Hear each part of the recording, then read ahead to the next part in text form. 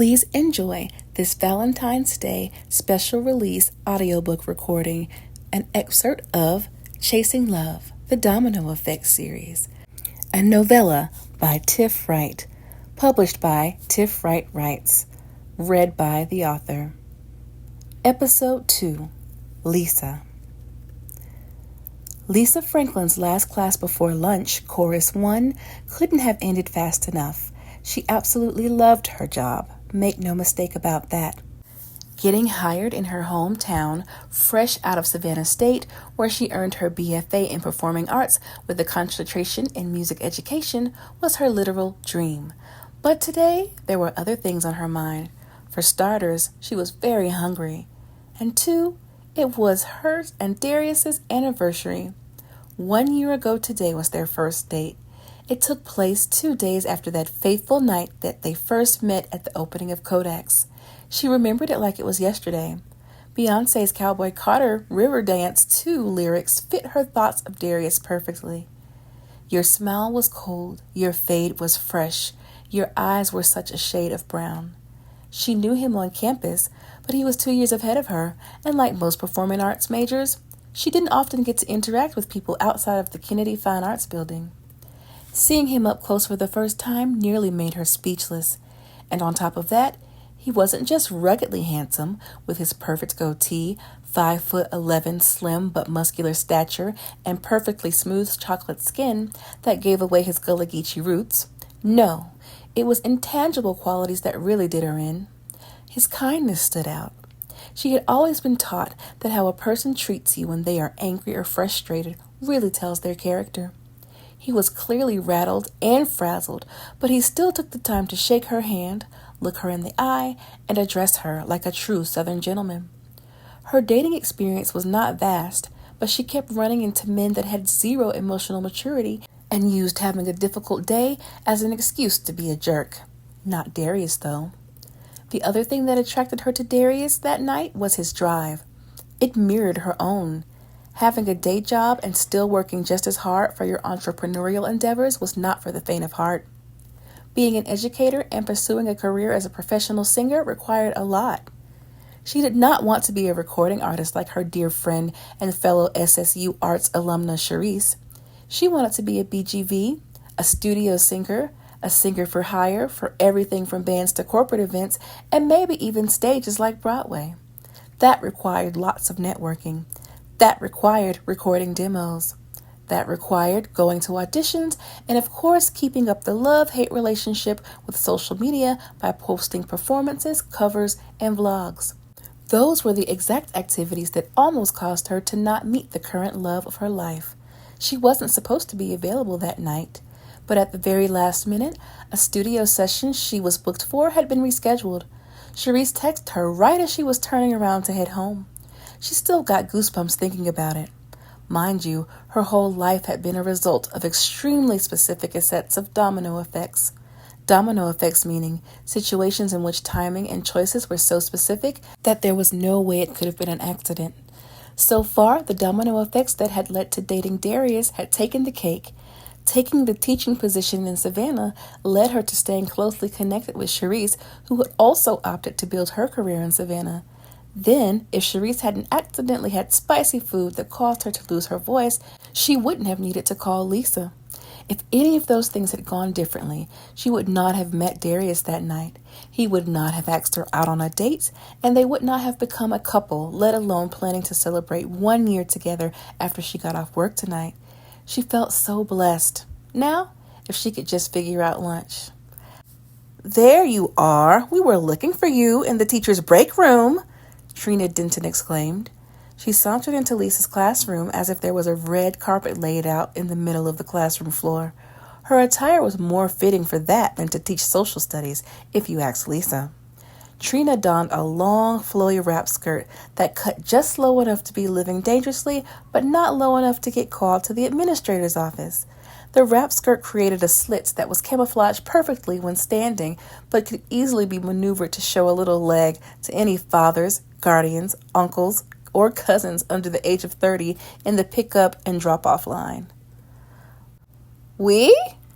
Lisa asked. She looked at her watch and realized 10 minutes had gone by. She got so sidetracked reminiscing about Darius that she had lost track of time. Are you talking about you and your alter ego, or an actual other person? And as if right on cue, stumbling in her classroom with 3 sets of bottled water, sandwiches, fruit cups, chips, cookies, and a gift bag was her work bestie, Amanda Bordeaux. Amanda was stunning. Even in her modest pencil skirt, duster, and a mock turtleneck blouse, she looked like a 90s supermodel. But she didn't know it. And on top of that, she was way too nice. Not just kind, but nice. Which was why she happily carried all their lunches alone and didn't make Trina help. Happy birthday, work bestie, Amanda gushed. Here's a gift and a card signed by everyone. Oh my gosh, Lisa stated with shock and excitement. You remembered and coordinated all of this? That is so thoughtful and right on time. I'm starving. It's my pleasure, Amanda replied with a huge grin of accomplishment. We were going to surprise you in the break room, but I told them I'd just bring it to you here. Yeah, we told them we would bring it to you here, Trina stated importantly. Looking around, she continued. We thought Darius may have dropped by and have had you held up in here, so we figured we would save you a trip. What she means is, Amanda said in a tone filled with humor, is that she wanted to come in here and try to get the hookup for the next D. Jones event, First Fridays. What? Trina said indignantly. I didn't come in here for that. I came to help you bring the lunch and the gift. She paused for dramatic effect. However, if he was in here, I was going to ask him to put me on to work events like he did Sharon. Sharon Montgomery was Darius's fellow business major from SSU, but her focus was marketing. She used her degree, along with her gift of gab, to get the word out about all D. Jones events and, once there, get everyone ordering bottles. She and Lisa had become friendly. She was sweet, but accidentally messy, which is why they were only friendly but not quite friends. Well, as you can see, Lisa gestured around the room, he's not here, but I am not his HR, so you can just go to the website and apply like everyone else. Babe, did I miss your lunch break? Darius hurried in with concern showing on his face, looking straight off the cover of GQ magazine with balloons, flowers, chocolates, and a gift bag. Oh, all 3 ladies gushed in unison. No, sweetie, you're always right on time, Lisa replied dreamily. Those flowers are gorgeous, Amanda complimented. Speaking of the devil, Trina said huskily. Darius, you remember Amanda? Amanda and Darius nodded and smiled politely. And this is Trina, Lisa said, quickly looking her way. She discovered in that quick second Trina had sat down, pretending to eat a cookie, while her wrap skirt had fallen completely open. Hey, would you want to join us? We were just about to have lunch with our girl. She gestured towards another desk. We can celebrate y'all, talk about D. Jones promotions, find out if you have any brothers or cousins. Actually, Lisa started. She was used to women flirting with Darius, but she wasn't going to sit through that on her anniversary. No way. Not happening. We were just leaving, Amanda finished for her as she gently guided Trina by her elbow to the door. Yeah, sorry, ladies, for kicking you out, but what can I say? My man, my man, my man. Lisa quoted the viral phrase with emphasis while making eye contact with Trina and tilting her head towards the door.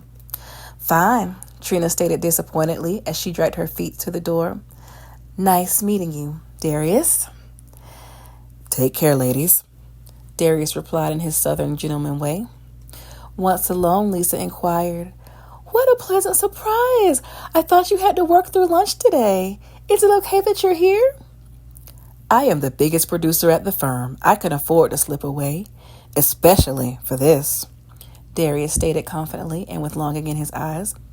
They dug into the sandwiches and sides, talked about their day so far and their plans for dinner that night. When they were both full and lunch was ending, he leaned over and gave her the softest, lingering, and most heartfelt goodbye kiss that he hoped exuded his love and appreciation for her. Lisa, fully satiated in her tummy and her heart, watched him dreamily walk away as she thought of the dozen ways that she planned to return the favor tonight. A note from the author. This episode introduces Lisa, brings us to the present day of her relationship with Darius, and establishes supporting characters. It also introduces the concept of the domino effect. I hope you have enjoyed thus far. Stay tuned for episode 3, where we get to learn more about Darius and their relationship dynamic. Happy Valentine's Day, everyone. And episodes 1 through 7 are available for a limited time on Kindle Vella. Thank you.